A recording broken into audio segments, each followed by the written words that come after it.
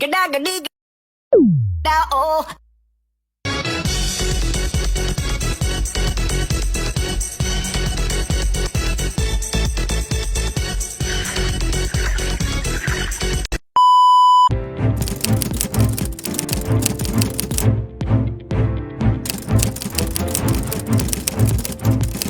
Bartolomeo Dias memulai pelayaran pada bulan Agustus 1487 dengan 3 kapal, termasuk 2 kavarel dan 1 kapal pembekalan. Dias mengikuti rute yang telah dipetakan oleh penjelajah Portugis sebelumnya, Diogo Cao, menyusuri pantai barat Afrika ke arah selatan. Pelayaran ini membawa mereka melewati garis khatulistiwa dan memasuki belahan bumi selatan, wilayah yang belum banyak dikenal oleh pelaut Eropa pada saat itu. Pada bulan Desember 1487, mereka mencapai Golfo da Conceição yang sekarang dikenal sebagai Teluk Walvis di Namibia. Kapal-kapal kemudian berbelok ke arah barat daya dan memasuki Samudra Atlantik Selatan. Tidak jelas apakah ini karena badai atau Dias yang mencari angin yang lebih menguntungkan. Setelah berlayar di lepas pantai, Dias berbelok ke utara dan menyadari bahwa ia telah melewati ujung selatan Afrika tanpa menyadarinya. Saat kembali, ia melihat tanjung tersebut dan menamainya Cabo das Tormentas atau Tanjung Badai karena cuaca buruk yang mereka alami. Setelah itu, mereka mencapai Teluk Monsel dan berlabuh di dekat mulut Sungai Boensman yang sekarang dikenal sebagai Sungai Busman. Karena awak kapal menolak untuk melanjutkan perjalanan, Dias terpaksa kembali ke Portugal pada bulan Desember 1488. Raja John II kemudian mengganti nama Tanjung Badai menjadi Tanjung Harapan. Dalam perjalanan pulang, Dias mencapai titik paling timur yang pernah dicapai oleh ekspedisi Portugis, dekat Juan dan memasang tanda peringatan di sana. Dalam perjalanan kembali, Dias juga menemukan dan memetakan Cabo das Agulhas atau Tanjung Jarum yang merupakan titik paling selatan Afrika.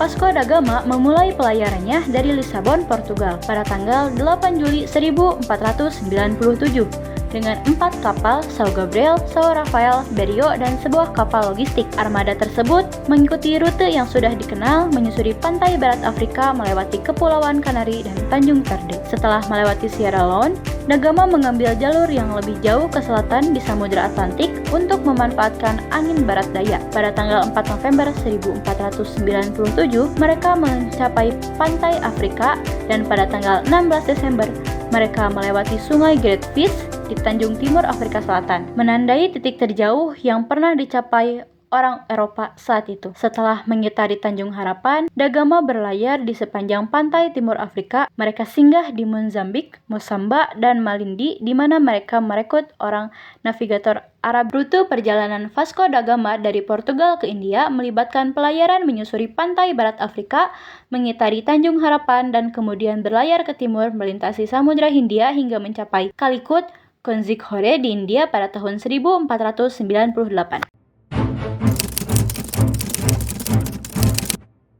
Afonso de Albuquerque berangkat dari Portugal menuju arah timur, melewati pantai barat Afrika dan berlayar ke Tanjung Harapan. Berlayar melintasi Samudra Hindia, kemudian pada tahun 1508 tiba di Carnor di pantai Malabar dan menerima surat pengangkatan sebagai gubernur India Portugis, menggantikan Dom Francisco de Almeida, menaklukkan Goa dan menjadikannya pusat kekuasaan Portugis di India. Pada tahun 1511 menaklukkan kota Malaka yang merupakan pusat perdagangan penting di Asia Tenggara. Penaklukan ini menjadi salah satu pencapaian terbesarnya.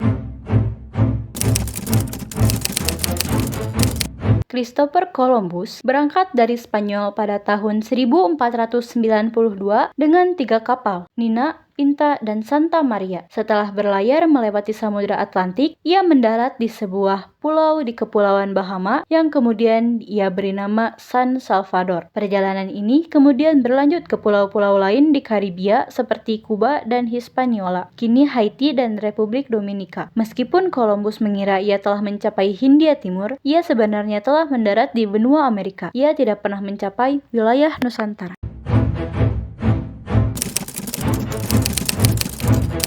Ferdinand Magellan memulai pelayarannya dari Sanlúcar de Barrameda, Spanyol pada tanggal 20 September 1519 dengan 5 kapal dan sekitar 270 orang. Mereka berlayar ke arah selatan, menyusuri pantai timur Amerika Selatan, singgah di Rio de Janeiro, dan kemudian mencari Selat La Plata. Setelah beberapa bulan mencari, mereka menemukan dan melewati Selat Magellan pada Oktober 1520.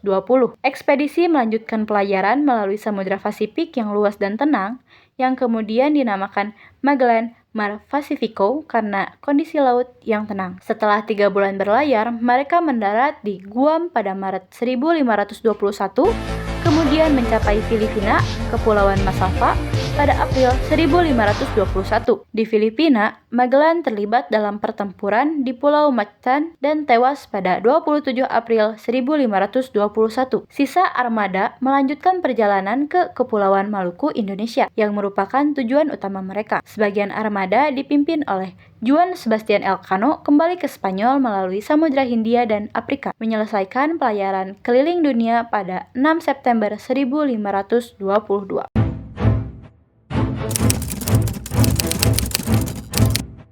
Juan Sebastian Elcano memulai pelayaran dari Spanyol bersama rombongan Magellan. Mereka berlayar ke arah barat menyeberangi Samudra Atlantik. Kemudian, mereka menjelajahi pantai timur Amerika Selatan dan menemukan serta melewati selat di ujung selatan Amerika Selatan yang kemudian dikenal sebagai Selat Magellan. Setelah melewati selat, mereka melanjutkan pelayaran ke Samudra Pasifik. Mereka mencapai Kepulauan Maluku yang kaya akan rempah-rempah dan sempat singgah di sana untuk mengisi perbekalan. Elcano dan awak kapal Victoria, salah satu kapal dari ekspedisi, melanjutkan perjalanan kembali ke Spanyol, melewati Samudra Hindia dan Tanjung Harapan. Mereka akhirnya tiba kembali di Spanyol, menyelesaikan perjalanan mengelilingi dunia.